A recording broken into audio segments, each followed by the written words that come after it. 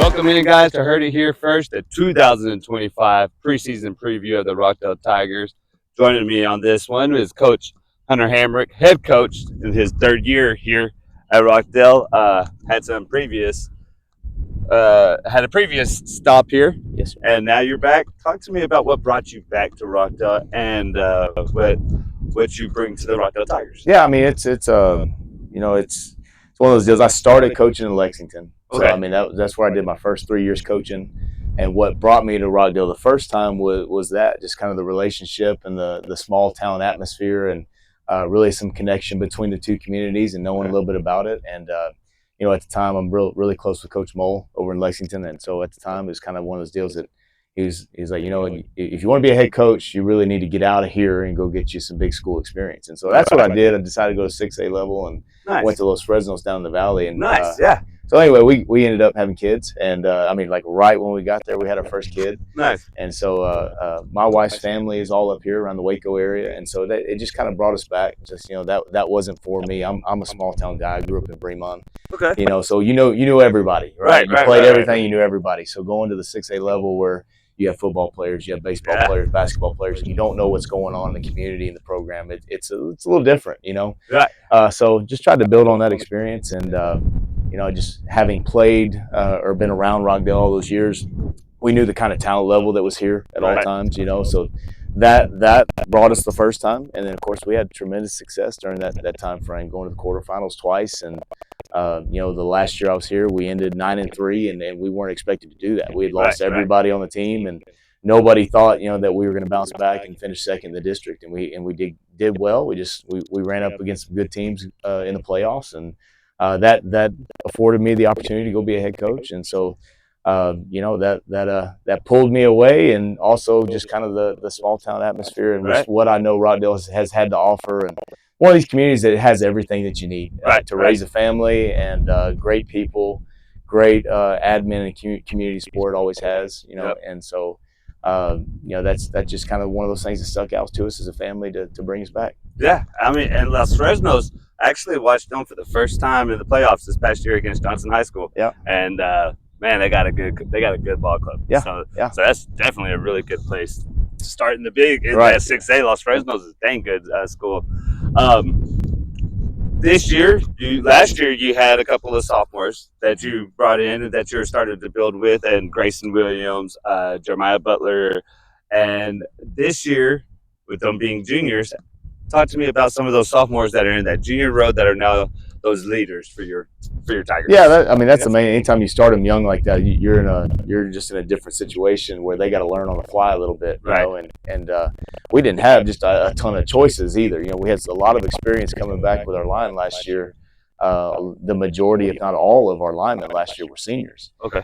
So we were hoping for them to bring us along into the season as we developed, especially Grayson, and trying to get him comfortable and seeing how he could handle the transition. Because Grayson, when I came in, we were basing a little bit more out of the wing tee, just trying to get the ball rolling on the ground, just trying to build a little bit on Blade Barczyk's legs, and what we were doing well there. And then and Grayson was kind of a handoff guy as a freshman, didn't get the opportunity to throw the football a lot, so we didn't really know what we were getting into with him, so we found out early he could handle the workload. He was going to make some mistakes and make some sophomore mistakes. And like you said, Jeremiah Butler, he was a workhorse. Yeah, he's a workhorse for us as a freshman, and we knew he was going to be special. And he would initially wasn't even the starter. Raiden Hamilton kind of carried the load a little bit for us early, even though Butler was getting a lot of carries. But Raiden was kind of that transition piece of very stable, real stable kid, and real reliable. We knew we could count on him. Very smart.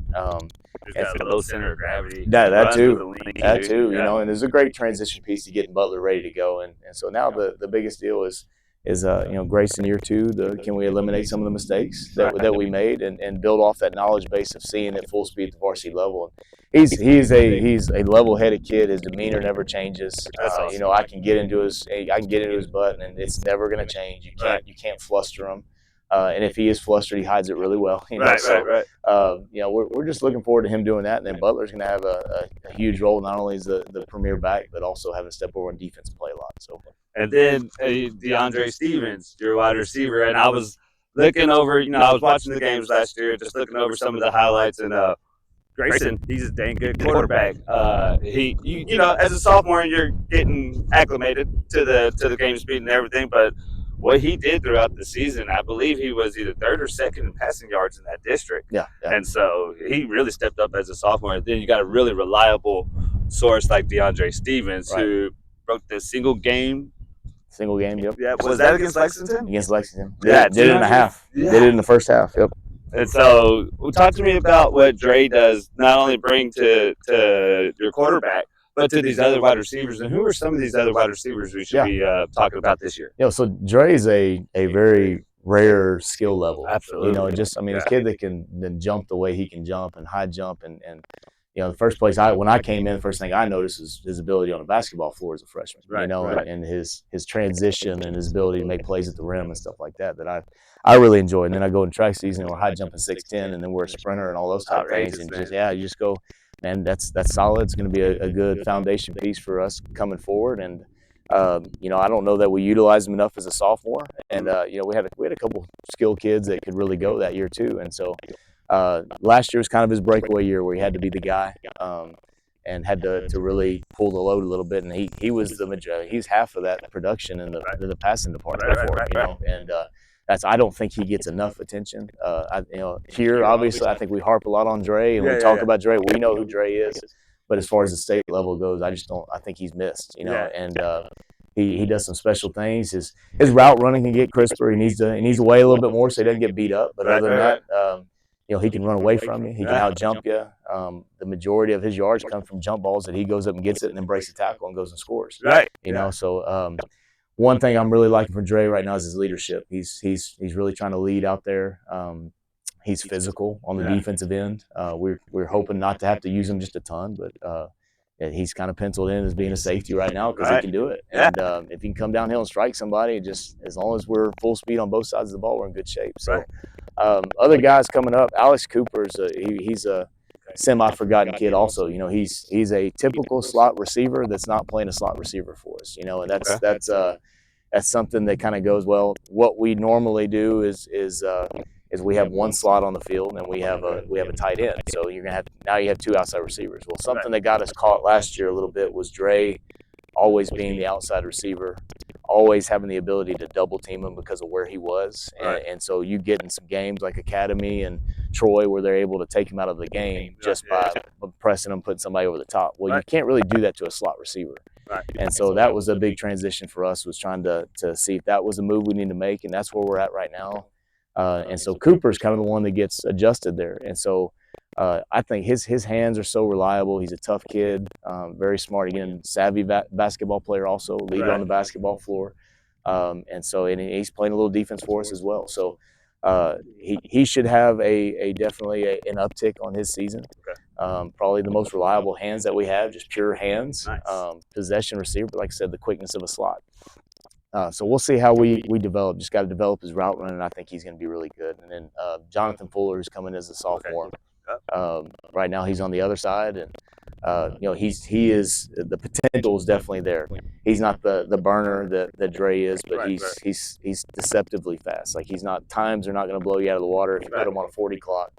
But he runs by people, and his coordination is just continue to develop. And he's about 6'2" right now, 6'2", 6'3", so he's got a good size frame to him. And if we can teach him to use his frame, he's going to be in good shape.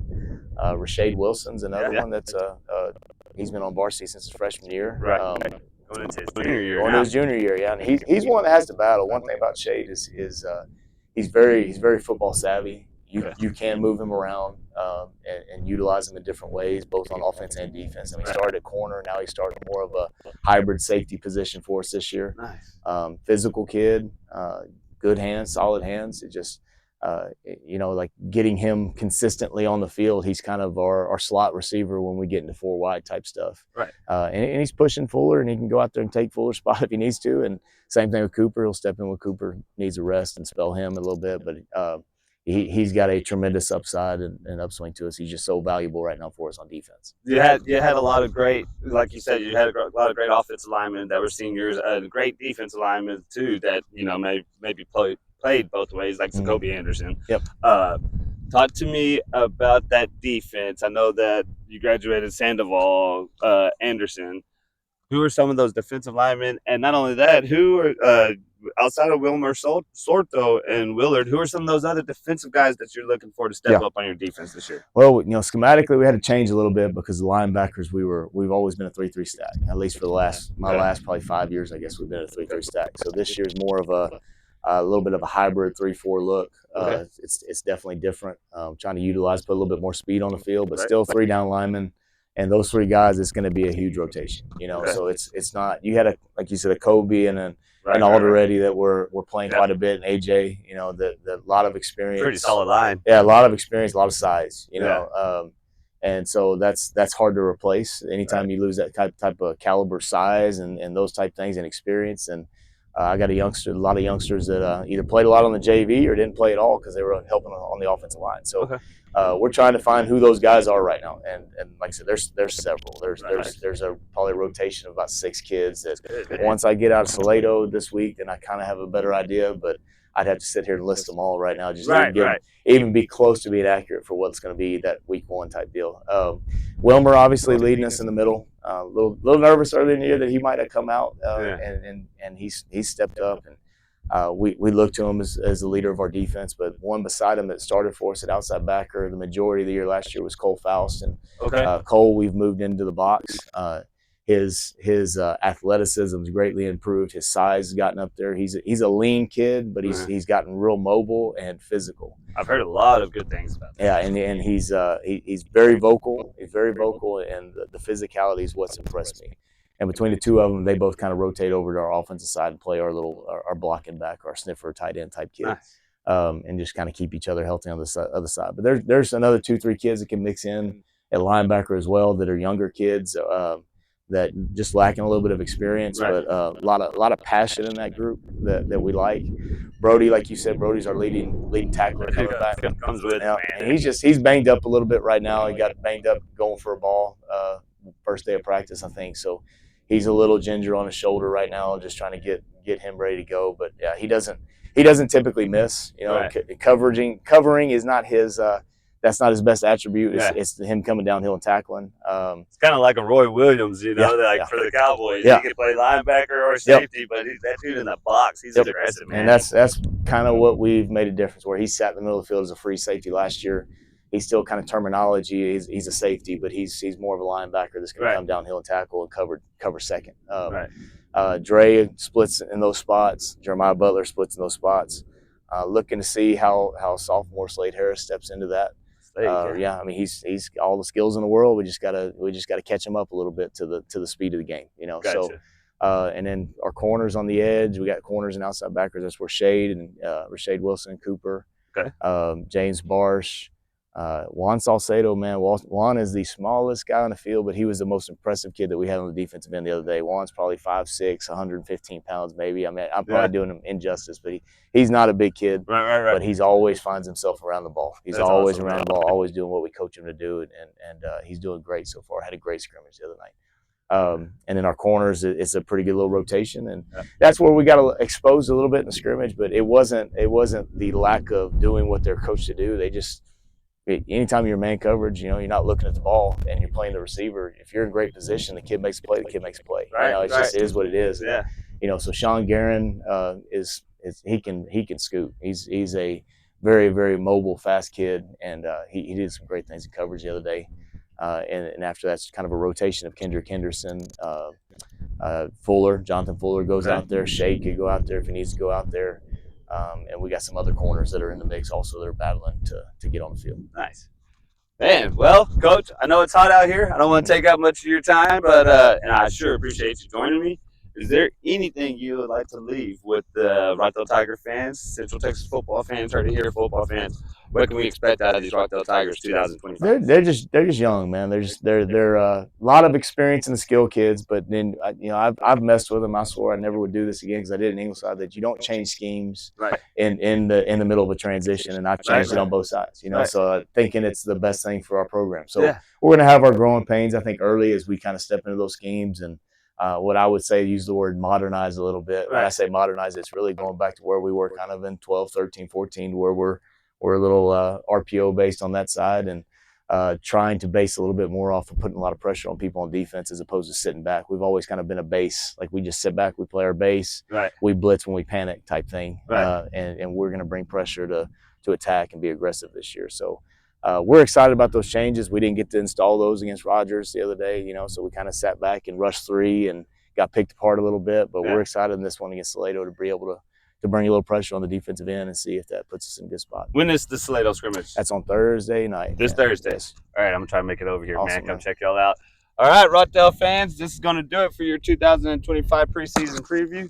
Coach Hamrick, man, it is a pleasure. Absolutely. I sure appreciate you coming out. Your first last year in Rockdale, Texas, season 1. Season 2, we're ending it in Rockdale, Texas, with your 2025 Rockdale Tiger preseason preview. Today was my first time meeting Coach Hunter Hamrick. Coach Hamrick, Rockdale's got a dang good coach, man. We had great conversation before the interview, after the interview, finding out about his experience. Not only that, and being at Rockdale prior with Coach Miller, who brought Rockdale its first state championship in over 40 whatever years. It was forever and some. Coach Hamrick is a dang good coach, and this upcoming season, the Rockdale Tigers are, of course, still the same district, and the district is tough, man. I honestly believe that's one of the toughest districts in 3A, no doubt. I mean, granted, Yocum and Columbus being in the same district, that's a tough district as well. But this is definitely one of them. I feel like Rockdale and McGregor last year could have went to other districts and made the playoffs. I think they're really good teams. With that being said, last year, Rockdale going 3-7, 0-5 in district. They lost to McGregor on the road 28-49. Rockdale's going to have to swing a couple of games and only 2 in district to make the playoffs.